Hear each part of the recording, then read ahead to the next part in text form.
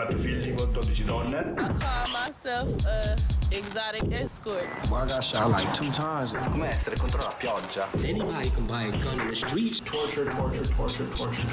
Centenas more. Senza censure. È un momento terribile. Difficilmente la Repubblica Italiana ha vissuto in una condizione di così grave smarrimento. È un dolore acutissimo. Non è soltanto la crisi economica, finanziaria e poi la crisi sociale che sta assumendo dimensioni esplosive. È come se l'Italia avesse smarrito il proprio racconto, fosse un libro senza titolo e senza capitoli, come se l'Italia si fosse avvitata nella girandola dei propri fantasmi, delle proprie nevrosi, delle proprie criticità, un paese che ha smarrito i propri codici civili. Ecco, questo è un fatto molto grave. La destra italiana, la destra berlusconiana, in sintonia con la destra mondiale, ma con una capacità tutta speciale di devastare il terreno, diciamo, della civiltà che si è costruita a partire dal 25 aprile del 1945, la destra italiana ha operato questa destrutturazione dell'orgoglio e dell'etica repubblicana. È un paese che è uscito da Tangentopoli guardando, diciamo, diagnosticando le patologie della corruzione, come era il finanziamento illecito dei partiti, e si riscopre berlusconizzato con la corruzione che non è più una patologia, ma con la corruzione che è una filosofia, che è una fisiologia, che è un dato quasi naturale delle nostre pubbliche amministrazioni. È un'Italia in cui la crisi del racconto berlusconiano, perché Berlusconi è stato nella politica ciò che Vanna Marchi è stato nella TV, un venditore di erbe miracolose. Oggi l'Italia, per esempio l'Italia delle forze di polizia, 1000 volte ingannate da pacchetti sicurezza che erano soltanto processioni, diciamo, spettacolari, di spot muscolari, l'Italia dei terremotati dell'Abruzzo che oggi fanno i conti sulla verità, che è molto differente dalla favola, dalla fabulazione e anche dal circuito affaristico che è stato costruito sulla pelle dei terremotati. L'Italia delle 1000 vertenze di lavoro che non incontrano a Palazzo Chigi mai un momento di attenzione e una, come posso dire, empatia, una solidarietà. Il governo è sempre con i padroni, è sempre con i Marchionne, è sempre dall'altra parte rispetto a dove sono i lavoratori.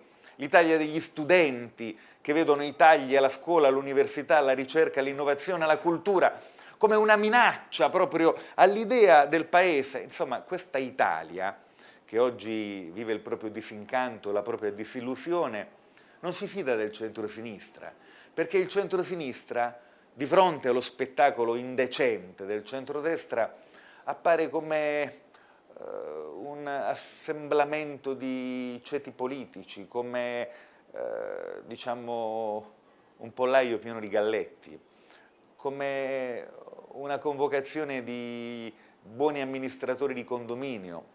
Non appare come il cantiere dell'alternativa.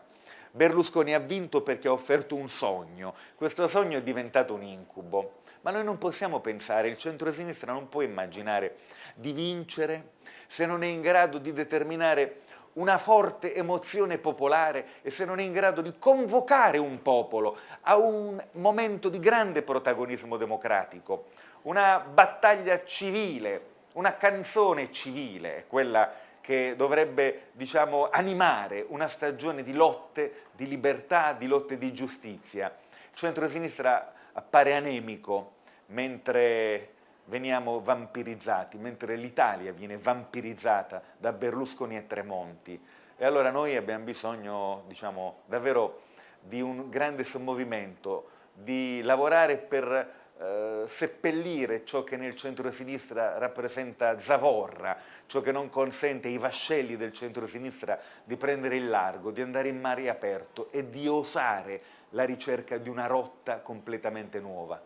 Intanto è necessario costruire una visione del futuro, che significa avere un'analisi radicale, precisa del presente e poter immaginare un percorso in cui le parole d'ordine della destra mondiale vengono messe a fuoco e vengono criticate e vengono capovolte.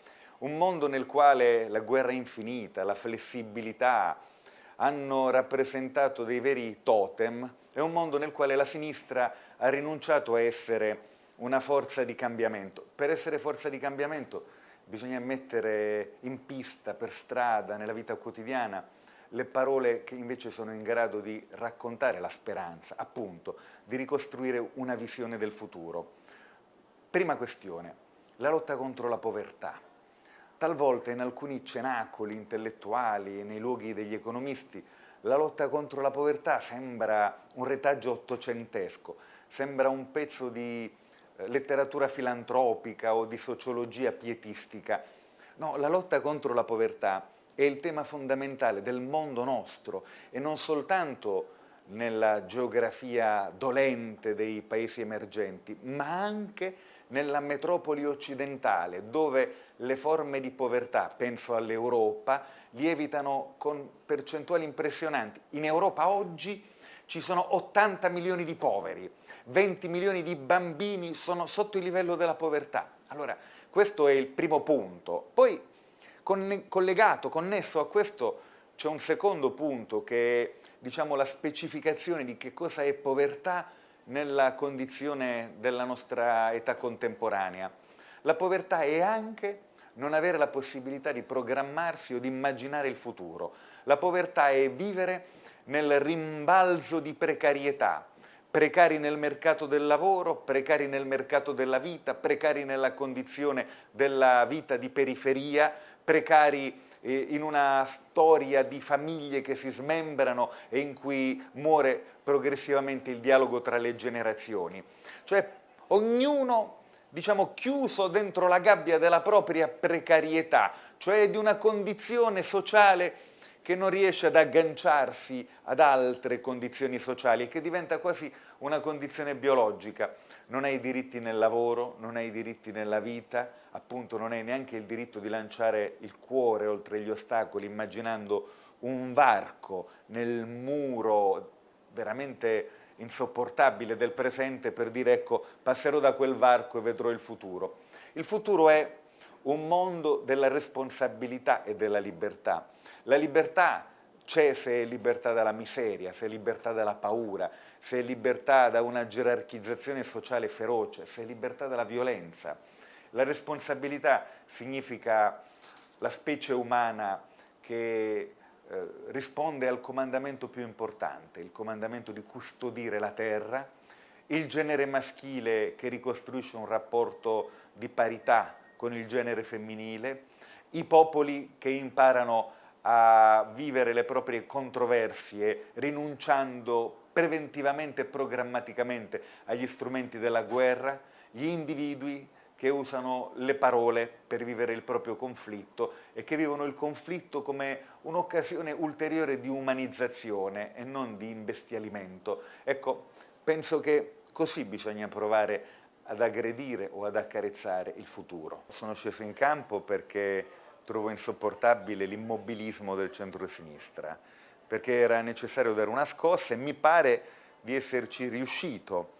E diciamo, al turbamento degli stati maggiori corrisponde, devo dire, l'entusiasmo diffuso degli eserciti del centro-sinistra, se posso usare questa metafora bellica. D'Alema è una persona molto stimabile per la sua generosità, per la generosità con cui milita nel territorio dei suoi convincimenti, anche quando i suoi convincimenti vengono, diciamo, nel corso del tempo smentiti ripetutamente, lui ha il coraggio di osare sempre le stesse argomentazioni. Io lo ammiro molto perché lui è uno che non ha paura di apparire un disco incantato, ripete quella immagine dell'Italia che io trovo, diciamo, un'immagine politicistica, un'immagine senza analisi di che cosa sta accadendo nel nostro paese.